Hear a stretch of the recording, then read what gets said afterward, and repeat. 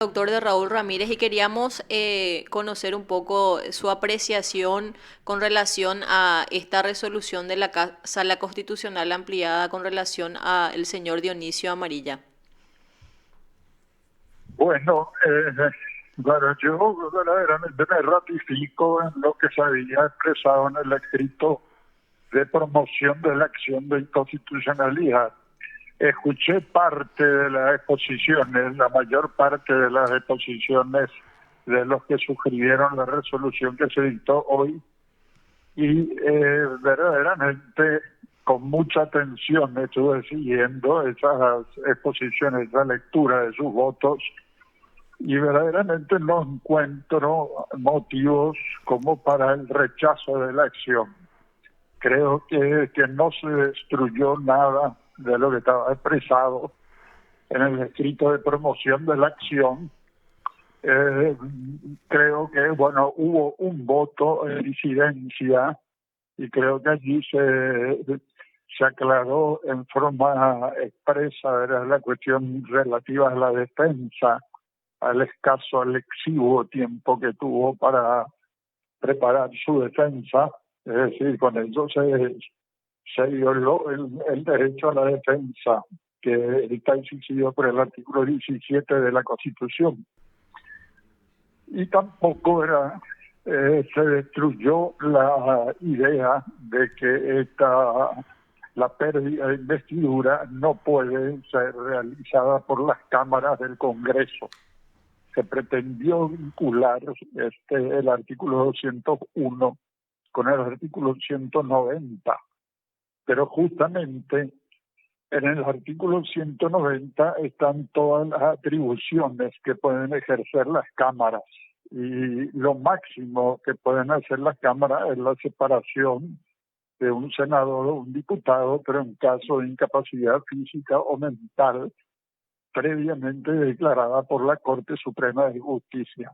Esa es la única posibilidad que tienen las cámaras de separar a uno de sus integrantes.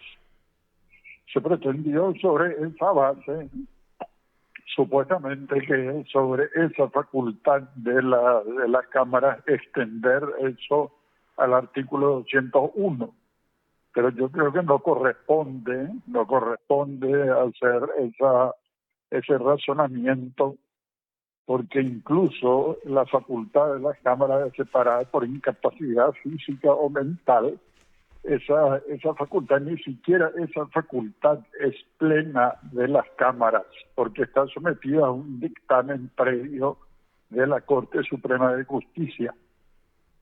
Lo que significa, ¿verdad?, que la Constitución ni siquiera en cuanto a un caso de incapacidad física o mental deja en manos de las cámaras del Congreso, totalmente por lo menos, sino que primero tiene que haber un dictamen de la Corte Suprema y sobre la base de ese dictamen solamente las cámaras pueden decidir la separación de uno de sus integrantes.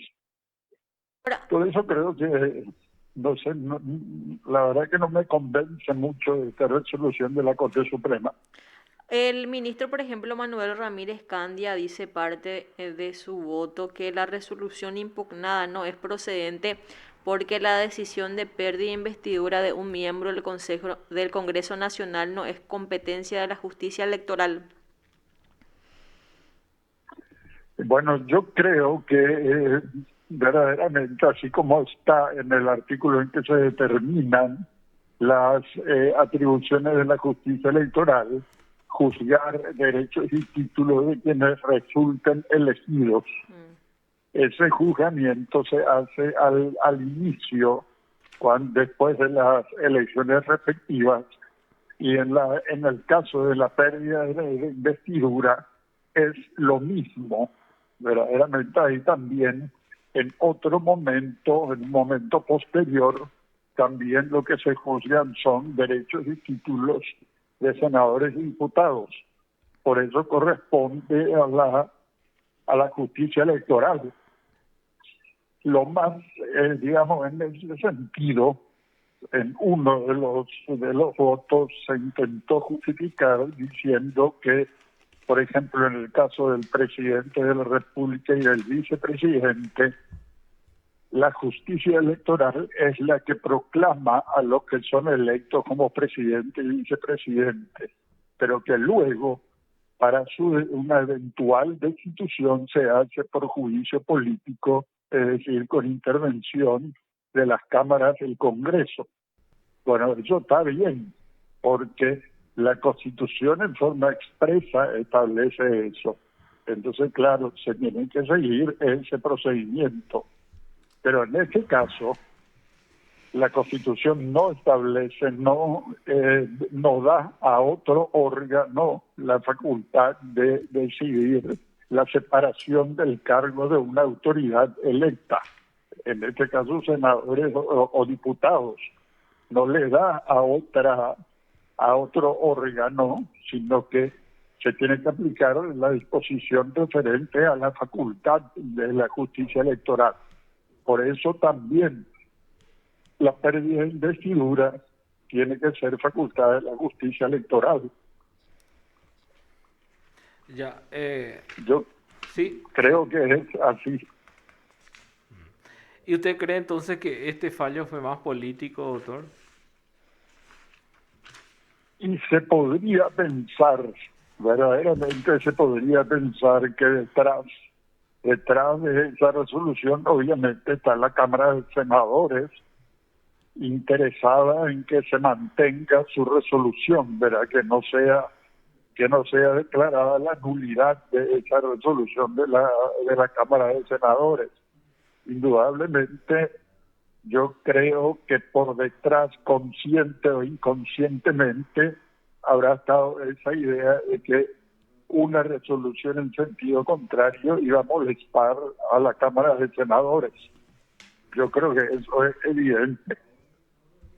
Y eso tiene que ver directamente con que la Cámara de Senadores también es el que puede hacer el juicio político, bueno, entre diputados y senadores para los ministros de Corte, ¿verdad, doctor? Sí, claro, siempre, o sea, entre las atribuciones de la Cámara de Diputados, la puede formular acusación, y la Cámara de Senadores es realizar el juzgamiento. En eso consiste el juicio político, ¿verdad? Que está por completo a cargo de la Cámara del Congreso. Entiendo. Aunque hay que remarcar también que un fallo de la Corte Suprema de Justicia nunca puede ser fundamento para un juicio político. Verdaderamente, en varias ocasiones se han tomado fallos de la Corte Suprema como causales de juicio político.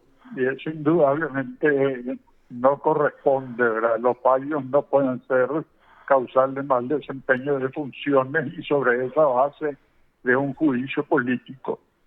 Ya. Pero se tienen los antecedentes de que en varios casos se tomaron fallos en ese sentido. ¿Y esto por qué, doctor? Porque va en contra de la independencia, ¿verdad? Del Poder Judicial. Y verdaderamente un poder judicial totalmente independiente tendría que estar en condiciones de dictar fallos sin tener en cuenta a quienes va a beneficiar o perjudicar, o a quienes va a gustar o no ese fallo que se dicte. Verdaderamente eso sería lo ideal, ¿verdad? Que se pudiera dictar sin tener en cuenta qué consecuencias se pueden derivar de esa resolución que se adopta.